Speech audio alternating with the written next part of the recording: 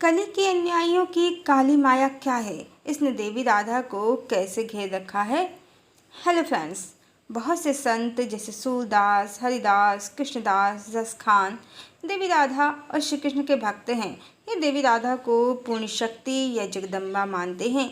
चैतन्य महाप्रभु देवी राधा को श्री कृष्ण का अर्धांग और उनकी आत्मा मानते हैं। उन्होंने हरे राम हरे कृष्ण मंत्र भी दिया है, जहाँ हरे राम का अर्थ सीताराम और हरे कृष्ण का अर्थ राधा कृष्ण है। वर्तमान में गायत्री के प्रणेता युग ऋषि पंडित श्री राम शर्माचार्य देवी राधा को आदि शक्ति मानते हैं। उन्होंने देवी गायत्री को देवी राधा कहा है। वो माँ गायत्री के विभिन्न अवतारों में देवी राधा का उल्लेख करते हैं। वो गायत्री आरती में स्पष्ट शब्दों में कहते हैं, स्वाहा सुधा सची ब्रह्माणी राधा रुद्राणी, राधा रुद्राणी, जय सतरूपा वाणी विद्या कमला कल्याणी। सब कुछ कितना स्पष्ट है कि देवी राधा आदि शक्ति हैं, देवी सीता हैं। फिर भी मिलावटी ग्रंथों के आधार पर, जिन्हें पुराणों की संज्ञा दे दी गई है, उनके आधार पर देवी राधा को भक्त या कल्पना कहने वाले कालनेमी और दूसरे कालनेमी राधा कृष्ण जो करते तो खूब हैं, पर देवी राधा और श्री कृष्ण की एक्स्ट्रा मैरिटल अफेयर वाली कहानियाँ वो सुनाते रहते हैं। देवी राधा का चरित्र गिरा देते हैं, भगवान श्री कृष्ण का चरित्र गिरा देते हैं वो, और विरोधियों को पूरा सहयोग करते हैं वो देवी राधा को चरित्रहीन या असत्य सिद्ध करने में। और ये विरोधी कालनेमी और ये कालनेमी भक्त, इनकी काली माया को हम पार्ट 1 में जान चुके हैं। आइए अब इस पार्ट में हम उसका प्रभाव कितना गहरा है ये समझते हैं। जिस प्रकार ये कालनेमी भक्त देवी राधा का चित्रण करते हैं, उससे ये विरोधी कालनेमियों को मौका देते हैं ये कहने का कि देवी राधा थी ही नहीं, कारण श्री कृष्ण तो योगेश्वर हैं। वो ऐसे किसी स्त्री के पीछे थोड़ी भागेंगे, और ये स्त्री और इसके भक्त चरित्रहीन हैं जो ऐसी अश्लील देवी को मानते हैं। और ये विरोधी कालनेमी कहते हैं कि देखो, माता रुक्मिणी श्री कृष्ण को कितनी प्यारी हैं। एक पत्र पर श्री कृष्ण उनके बुलावे पर दौड़े चले आए हैं, और माता रुक्मिणी कहती हैं कि आप नहीं आए तो मैं अपने प्राण त्याग दूंगी। आपके अतिरिक्त कोई मेरा स्पर्श न कर सके, आप मेरा हरण कर लीजिए। मैंने आपको अपना पति मान लिया है, आप मुझसे राक्षस विधि से विवाह कर लीजिए। आखिर लक्ष्मी माता नारायण का ही तो वरण करेंगी। इस तरह ये विरोधी कालनेमी और भक्त कालनेमी दोनों ही देवी राधा के परम शत्रु हैं, और उनके सत्य को अपनी काली माया से ढक देना चाहते हैं। पर सत्य सूर्य की भांति होता है, अधिक देर तक उसका प्रकाश छुप नहीं सकता, उसे प्रकाशित होना ही है। इन कालनेमियों की नकली कहानियों से सत्य बिल्कुल विपरीत है। हम पार्ट 1 में पहले ही जान चुके हैं कि भगवान राम एक पत्नी व्रती मात्र इसीलिए हैं क्योंकि वो जगदम्बा अपनी सनातन अर्धांगिनी के परिणय सूत्र में हैं, जिनके रहते दूसरा विवाह संभव नहीं है। और इसी कारण द्वापर की कथा में भगवान ने देवी राधा को कहानी के प्रारंभ में ही अपना हृदय समर्पित कर दिया, और परिस्थितियों वश विरह सहकर एक विवश प्रेमी बनकर रह गए। और कालांतर में द्वारिका नगरी बसाने के बाद त्रेता युग की भगवान राम पर आसक्त रुक्मिणी समेत 16,108 स्त्रियों की इच्छा उनसे विवाह कर पूर्ण की। अन्यथा ये परम सत्य है कि यदि देवी राधा से उनका विवाह हो जाता तो दूसरे विवाह का भी कोई स्थान नहीं था। सत्य इतना ही है और बहुत सरल है। जन्म कर्म आसक्ति पुनर्जन्म के सिद्धांतों से बंधा है, और देवी राधा और श्री कृष्ण की एक्स्ट्रा मैरिटल अफेयर वाली जो झूठी कहानियाँ हैं, सत्य उसके विपरीत है और बहुत सुंदर है। देवी राधा बिल्कुल देवी सीता की भांति लज्जा की मूर्ति हैं। वो श्री कृष्ण से बहुत प्रेम करती थीं, पर उनके पिता वृषभानु ने अपने मित्र को वचन दे दिया था कि देवी राधा उनकी पुत्रवधू बनेंगी। मात्र पिता के वचनों के लिए, उनके सम्मान के लिए देवी राधा ने अपना प्रेम खो दिया। पर आजीवन न तो अपने पिता के सम्मान पर और न श्री कृष्ण के सम्मान पर अपने कारण कोई कलंक लगने दिया। श्री कृष्ण और देवी राधा ने सत्य संबंध होने के बाद भी समाज की मर्यादा का पूरा पालन किया और संपूर्ण जीवन विरह की अग्नि में तपा दिया। ऐसा तपा दिया कि देवी राधा एक काल्पनिक प्रेमिका बनकर रह गईं कृष्ण की।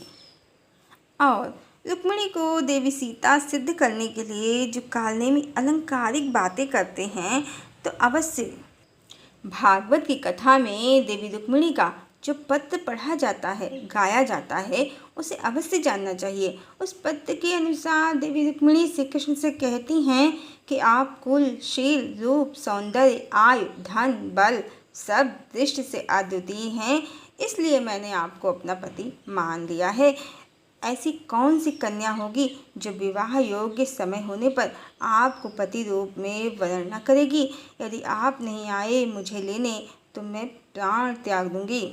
किसी पुरुष को देखे बिना ऐसी बातें, क्या माता सीता का चरित्र है ये। और इस पत्र में श्री कृष्ण को जरासंध, शिशुपाल, रुक्मी की सेनाओं से युद्ध करने को भी कहा गया है। ये पत्र बिल्कुल किसी आसक्त जीवात्मा का पत्र ही है, अन्यथा देवी सीता तो त्याग और लज्जा की मूर्ति हैं। भगवान राम को राजा से जनक की पुष्प वाटिका में देखकर अपना अलौकिक संबंध जानकर भी वो उनसे कहाँ कुछ बोली। माँ गिरजा से प्रार्थना की कि माता उनका विवाह राम से संभव करवा दें। रुक्मिणी कृष्ण लव स्टोरी, शिशुपाल, रुक्मी, रुक्मिणी का षड्यंत्र, प्रेम पत्र नहीं षड्यंत्र पत्र। इन वीडियोस में अच्छे से बताया है कि ये प्रेम पत्र बिल्कुल भी नहीं था, ये षड्यंत्र पत्र था। और ये कोई प्रेम कहानी नहीं थी, बल्कि षड्यंत्र कहानी थी जिसे रुक्मिणी, शिशुपाल और रुक्मी तीनों ने रचा था। यही सत्य है। वीडियो का लिंक डिस्क्रिप्शन बॉक्स में डाल दिया है।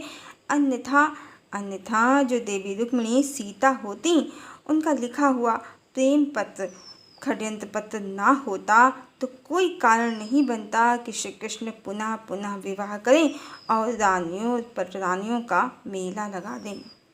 रुक्मिणी ही नहीं, यहाँ सभी आसक्त स्त्रियां ही हैं जिनकी आसक्ति भगवान के हजारों विवाहों का कारण बन गई। और सबसे खूबसूरत बात, भगवान किसी भी विवाह में रुक्मिणी से लेकर किसी भी विवाह में दूल्हे बनकर बारात सजाकर नहीं गए। युद्ध के मैदान से सबको द्वारिका लाने के बाद विवाह किया। रुक्मिणी को अपने माता पिता का आशीर्वाद भी नहीं मिला और रुक्मिणी के पिता भीष्मक और रुक्मिणी के भाई रुक्मी की प्रतिष्ठा धूल में अवश्य मिल गई। रुक्मी का तो सिर ही मोड़ दिया श्री कृष्ण ने, उसे गंजा करके अपमानित करके छोड़ दिया। इतना वो अपमानित हुआ कि अपने राज्य लौट कर भी नहीं गया। रुक्मिणी कृष्ण के विवाह की तुलना सीताराम के विवाह से क्या हो सकती है, असंभव है। हजारों विवाह, वो भी अपूर्ण विधियों से, युद्ध के मैदानों से सिद्ध करते हैं। स्वयं में प्रमाण है कि यहाँ कोई सीता नहीं है। देवी सीता की महिमा की कोई उपमा नहीं है। वो एकमात्र पत्नी हैं भगवान की, जिनके रहते राम किसी अन्य स्त्री की तरफ दृष्टिपात भी नहीं करते हैं। विवाह करना तो दूर की बात है, और विवाह समस्त शुभ मंगलों के साथ संपूर्ण वैदिक रीति से माता पिता और गुरुजनों के आशीर्वाद के साथ करते हैं। ये भक्त कालनेमी और विरोधी कालनेमी दोनों ही मात्र आदिशक्ति देवी राधा के चरित्र का गलत चित्रांकन करके रुक्मिणी को व्यर्थ ही महिमा मंडित करके ओंकार स्वरूप सच्चिदानंद परमात्मा की मात्र एक पत्नी हैं। देवी राधा कहें या सीता, मात्र एक ही हैं और वही जगदम्बा हैं। ये सारा सत्य ये काल नेमी अपनी काली माया से ढक देना चाहते हैं।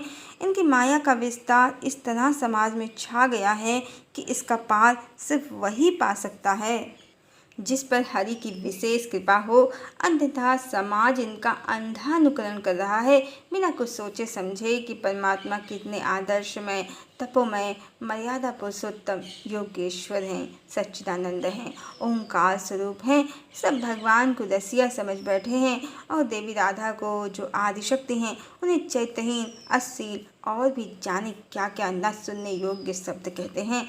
और ये सारा षड्यंत्र मात्र इसीलिए है भगवान को बहुपत्नीवादी, एक्स्ट्रा मैरिटल अफेयर वाला और औसत मनुष्य सिद्ध करने का, जिससे समाज में भगवान के नाम पर अनाचार, पापाचार और व्याभिचार को फलने फूलने का मौका मिलता रहे। पर ध्यान रहे, अवश्य ही ये युगावर्तन का समय है। अधिक दिन अब ये सब नहीं चलेगा। शीघ्र ही ईश्वर के द्वारा इस काली माया का और इन काल नेमियों का अंत किया जाएगा। ये समझते हैं कि कोई ईश्वर नहीं है और कलयुग लाखों सालों का है। ये ऐसे ही समाज में पाखंड और अंधविश्वास फैलाकर समाज का पतन करते रहेंगे। तो ध्यान रहे, हरि की माया से बड़ी किसी की माया नहीं है और हरि आ गए हैं धरा पर और उनकी ही माया के कारण ये भ्रमित हो गए हैं कि कलयुग लाखों वर्षों का समझकर ईश्वर के नाम पर अनैतिक कार्य कर रहे हैं। पर ये जानते नहीं हैं कि बस अति हुई नहीं कि अंत हो गया, और अब अति हो ही गई है, इसमें कोई संदेह नहीं है। और इनके अंत का प्रारंभ भी हो चुका है। चक्र चल चुका है, सुदर्शन चक्र चल चुका है, बस वो दिखता नहीं है। वो इनका अंत करके ही रुकेगा। हरिओम।